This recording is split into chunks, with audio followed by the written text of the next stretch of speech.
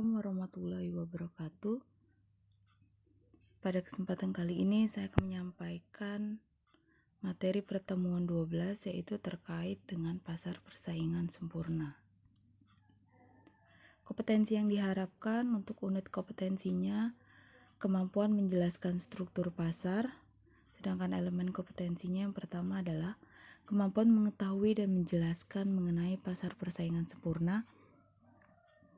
Kemampuan mengetahui dan memahami ciri-ciri pasar persaingan sempurna.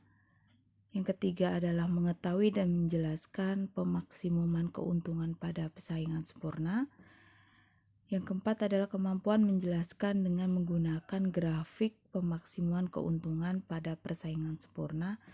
Dan yang terakhir adalah menghitung keuntungan maksimum pada pasar persaingan sempurna. Sebelum mempelajari teori pasar persaingan sempurna, kita perlu beberapa pemahaman. Yang pertama terkait dengan pasar dari sudut pandang rumah tangga atau dari segi konsumen, dan pasar dari sudut pandang perusahaan atau produsen. Yang kedua adalah industri perusahaan-perusahaan yang menjual produk yang sejenis. Pasar bisa dikatakan sebagai suatu tempat atau proses interaksi antara permintaan, dalam hal ini pembeli, dan penawaran, dalam hal ini penjual, dari suatu barang atau jasa tertentu sehingga akhirnya dapat menetapkan harga keseimbangan atau harga pasar dan jumlah yang diperdagangkan. Jadi keseimbangan antara jumlah yang diperdagangkan atau jumlah yang diminta itu nanti akan sama dengan jumlah yang ditawarkan ketika dia terjadi keseimbangan. Dan ketika terjadi keseimbangan, biasanya nanti harga keseimbangan akan otomatis terbentuk. Aktivitas usaha yang dilakukan di pasar pada dasarnya akan melibatkan dua subjek pokok, yaitu produsen dan konsumen.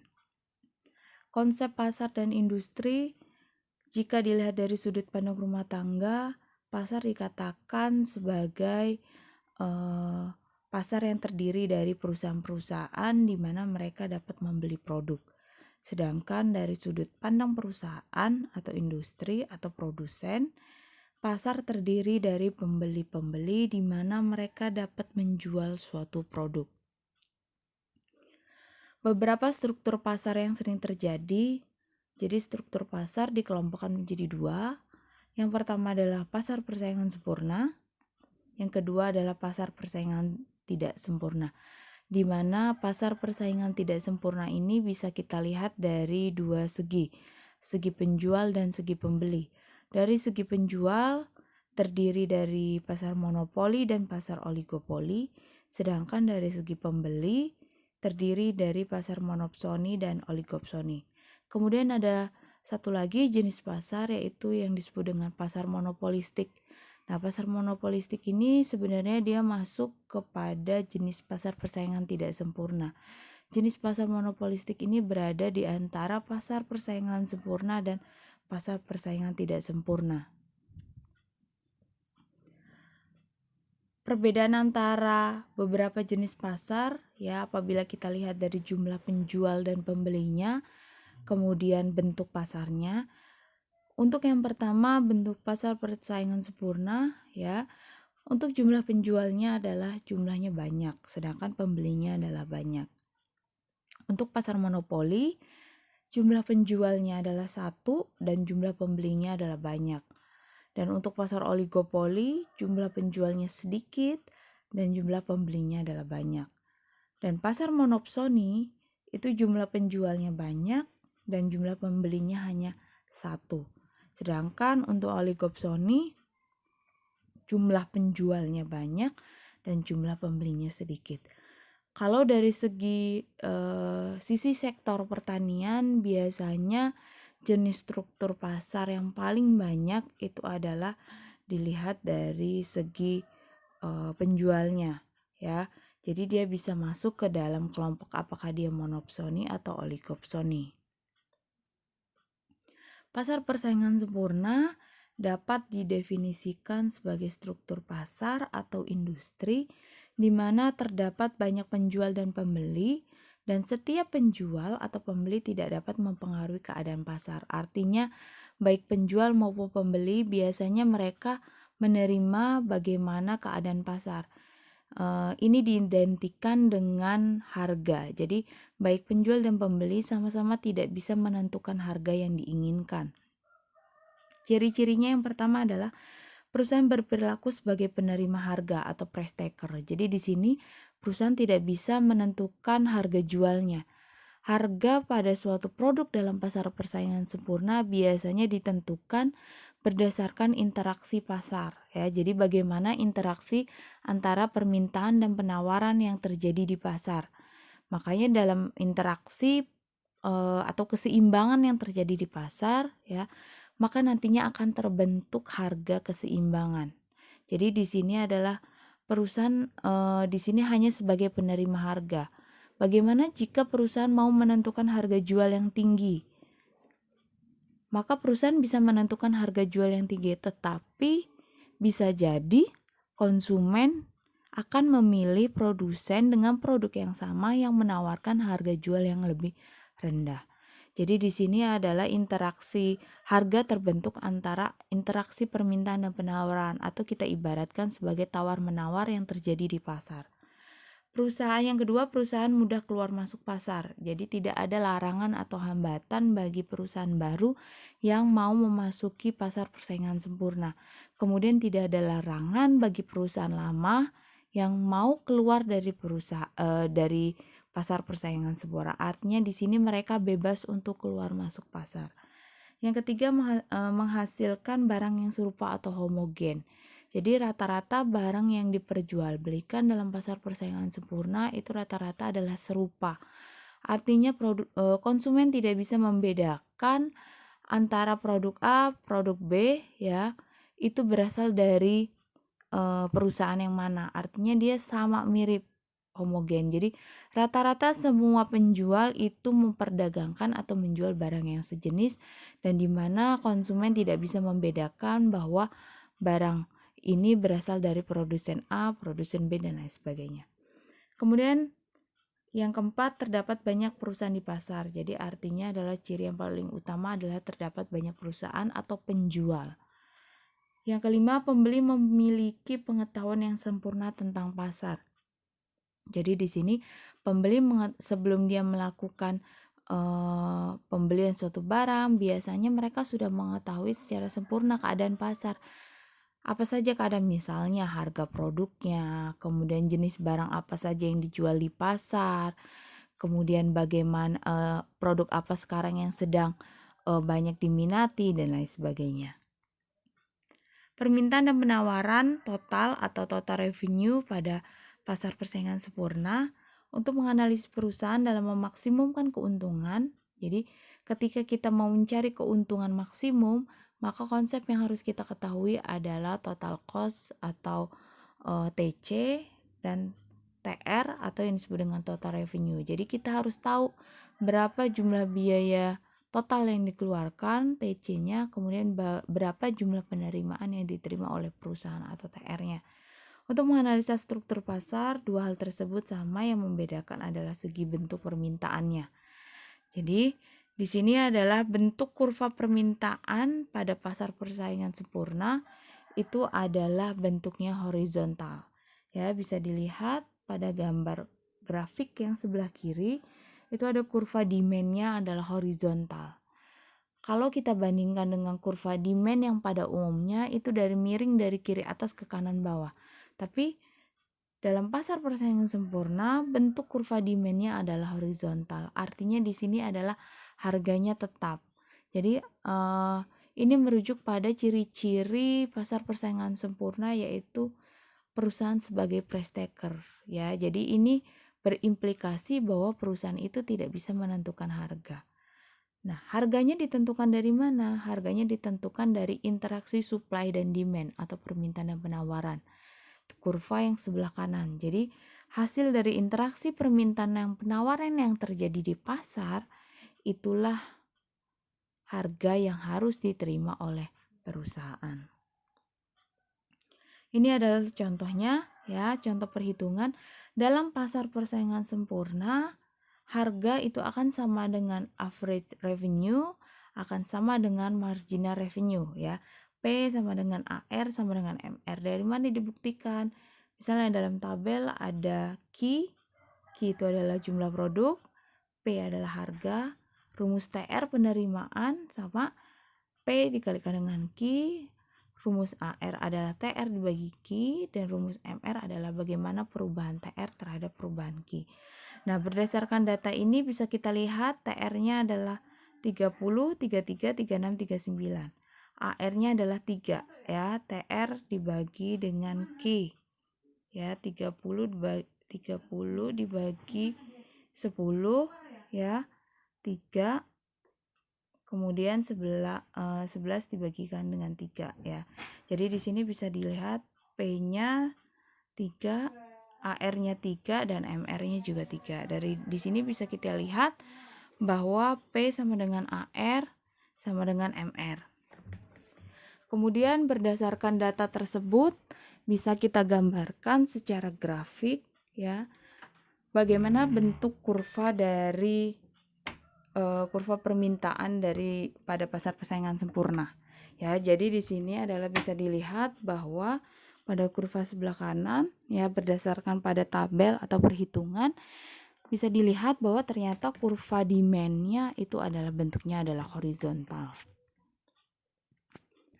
Perusahaan dalam pasar persaingan sempurna akan memperoleh laba maksimum ya apabila berproduksi ketika P sama dengan MC atau MC sama dengan MR. Jadi keuntungan maksimum pada pasar persaingan sempurna terjadi ketika harga sama dengan marginal cost atau MR sama dengan MC. Kalau kita implementasikan terhadap kurva, di sini adalah bentuk kurva yang kita gunakan adalah jenis kurva biaya. Ya, jadi kurva biaya ini bisa dilihat ada marginal cost, ada kurva ATC dan ada kurva AFC. Jadi perusahaan dalam pasar persaingan sempurna akan memperoleh keuntungan maksimum ketika P-nya lebih dari ATC. Ya, bisa dilihat P-nya ketika P kita tarik garis lurus dia lebih dari ATC ya. Kemudian kita tarik garis ketika dia menyentuh marginal cost, kemudian tarik garis ke bawah, itu yang disebut dengan PEQ0 itu adalah penerimaannya. Sedangkan biayanya TC-nya adalah kita tarik garis yang dia menyentuh ATC ya. Nah, di situ adalah biayanya. Jadi selisih antara TR dan TC itulah yang di bagian yang diarsir. Nah, bagian yang diarsir ini adalah keuntungan maksimum yang diperoleh pada pasar persaingan sempurna atau perusahaan dalam PPS. Penentuan harga keseimbangan jangka pendek. Harga keseimbangan dalam pasar persaingan sempurna ditentukan oleh perpotongan kurva permintaan dan penawaran. Kemudian harga keseimbangan yang disebut dengan harga pasar. Jadi harga pasar ini adalah harga keseimbangan yang terjadi akibat interaksi permintaan dan penawaran. Perusahaan sebagai penerima harga menyesuaikan outputnya agar dapat mencapai tujuan keuntungan maksimum. Jadi penentuan jumlah output yang mau diproduksi oleh perusahaan itu biasanya didasarkan pada bagaimana harga produk tersebut di pasar. Ada 4 kemungkinan posisi perusahaan dalam keseimbangan jangka pendek. Yang pertama adalah ketika P atau harga lebih dari ATC, maka perusahaan untung. Ya, jadi kapan perusahaan dalam PPS itu mengalami keuntungan? Ketika harganya lebih dari ATC. Ya, kemudian yang kedua adalah ketika P sama dengan ATC, maka perusahaan tersebut impas atau break even point. Ya, usaha ada 2 pilihan, apakah tetap dijalankan atau tidak. Kemudian yang ketiga adalah ketika harganya kurang dari ATC tetapi masih lebih dari AFC. Jadi indikatornya bisa kalian lihat dari kurva sebelumnya. Ketika P-nya lebih dari kurang dari ATC, kemudian P-nya lebih dari AVC, ya, maka perusahaan masih bisa berproduksi karena dapat menutup sebagian biayanya. Jadi pada saat kondisi yang ketiga ini sebenarnya perusahaan sudah mengalami kerugian. Jadi artinya total cost-nya lebih besar daripada TR-nya. Tetapi perusahaan masih bisa menjalankan. Artinya apa? Artinya adalah perusahaan masih bisa menutupi sebagian dari biaya yang dikeluarkan. Nah, biasanya perusahaan pada saat situasi yang ketiga ini dia masih bisa menutupi biaya variabelnya, ya. Kemudian yang keempat, ketika P-nya kurang dari AVC, ya, maka perusahaan di sini adalah mengalami kerugian, maka dia harus menutup usahanya. Karena apa? Karena di sini perusahaan sudah tidak bisa menutupi biaya, baik itu biaya variabel maupun biaya tetap. Contoh soalnya yang pertama, seorang pengusaha pasar persaingan sempurna memiliki fungsi permintaan Q sama dengan 25 min 0,125P. Jadi di sini Q-nya itu bukan Q sebagai output, ya. Jadi ketika kalian membaca soal, dilihat biasanya dia ada pernyataan apakah Q-nya sebagai output atau Q-nya sebagai fungsi permintaan. Tapi kalau misalnya Q-nya adalah bentuknya persamaan, itu biasanya Q sebagai fungsi permintaan. Karena biasanya kalau fungsi permintaan itu biasanya dituliskan sebagai QD. Ya, tapi dalam teori pasar itu biasanya karena kita menggunakan fungsi permintaan, makanya di sini simbolnya hanya Q. Dengan fungsi biaya TC-nya 90 min 20Q plus 4Q kuadrat. Apabila perusahaan bertujuan memaksimumkan keuntungan, ya jadi sini apa tujuan perusahaan adalah memaksimumkan keuntungan, maka tentukan yang A jumlah produk dan harga, B besarnya biaya marginal dan biaya rata-rata, C besarnya biaya tetap rata-rata dan biaya variabel rata-rata, yang terakhir adalah besarnya keuntungan yang diperoleh oleh perusahaan. Jawabannya ya, pertama langkahnya adalah kita tulis apa yang diketahui. Yang diketahui adalah Q sebagai fungsi permintaan, kemudian adalah total cost sebagai fungsi biaya. Yang ditanyakan ada Q dan P, ya ada nilai MC dan AC, kemudian yang C ada nilai AFC dan AVC, dan yang terakhir ada keuntungan. Yang pertama adalah yang ditanyakan berapa jumlah Q dan P-nya, ya. Pada soal tersebut ada pernyataan yang perlu diperhatikan bahwa apabila perusahaan bertujuan memaksimumkan keuntungan, ya, maka untuk menjawab soal tersebut maka kita merujuk pada rumus yang sesuai dengan pernyataan. Pernyataannya adalah apabila perusahaan bertujuan untuk memaksimumkan keuntungan. Keuntungan maksimum pada pasar persaingan sempurna terjadi pada saat P sama dengan MC, ya. Maka selanjutnya kita harus mencari P, kemudian marginal cost-nya terlebih dahulu.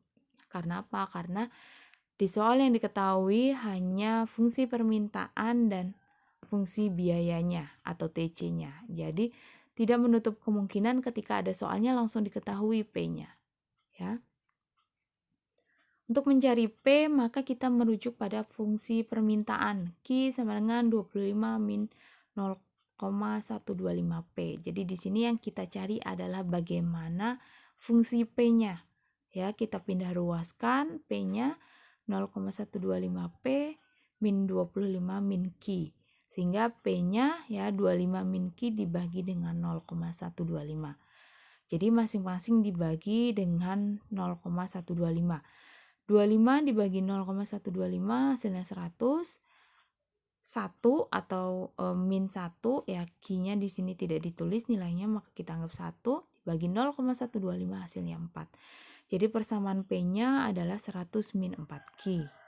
Kemudian yang kedua kita mencari marginal cost. Marginal cost ini merupakan diferensial atau turunan pertama dari total cost-nya. Dari data ini bisa diperoleh marginal cost-nya adalah min 20 plus 8Q. Nah, sehingga dari data tersebut bisa kita peroleh P sama dengan MC. P-nya tadi 100 min 4Q, marginal cost-nya min 20 plus 8Q. Ya, maka di sini kita gabungkan yang ada Q-nya dan yang tidak ada Q-nya, sehingga 100 plus 20 sama dengan 8Q plus 4Q. Sehingga 120 sama dengan 12Q. Maka Q-nya atau output-nya adalah 120 dibagi 12. Hasilnya Q-nya adalah 10. Nah, dari Q sama dengan 10 ini bisa kita cari berapa P-nya. Dari mana? Kita masukkan Q sama dengan 10 ini dalam persamaan P.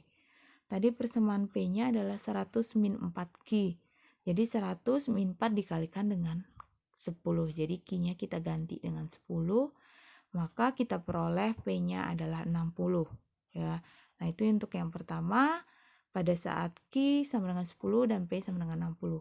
Kemudian yang kedua, berapa besarnya marginal cost? Ya, nilainya. Tadi sudah kita peroleh marginal cost itu min 20 plus 8Q. Maka kita ganti Q-nya dengan yang sudah diketahui. Ya, sama dengan min 20 plus 8 kali 10. Diperolehlah marginal cost-nya sama dengan 60. Kemudian bagaimana dengan AC-nya? Ya, AC rumusnya adalah TC dibagikan dengan Q. Ya, kita cari TC-nya apa tadi? TC-nya adalah 90 min 20Q plus 4Q kuadrat. Nah, untuk mencari TC kita cari dulu persamaan TC-nya dibagi dengan Q. Jadi masing-masing dibagi dengan Q. 90 dibagi Q jadi 90 per Q min 20Q per Q dibagi hasilnya 20 dan 4Q kuadrat dibagi Q hasilnya adalah 4Q. Nah, dari persamaan AC ini kita ganti Q-nya dengan 10 sehingga diperoleh AC-nya sama dengan 90 dibagi 10 dikurang 20 ditambah 4 dikali 10. Maka diperoleh AC-nya adalah 29. Kemudian yang C itu yang ditanyakan adalah average fixed cost. Ya, atau AFC itu rumusnya TFC dibagikan dengan Q. Tadi TFC-nya adalah 90 dibagi dengan 10. Ya, jadi diperoleh AFC-nya sama dengan 9. Kemudian AVC-nya adalah TVC dibagi dengan Q. Ya.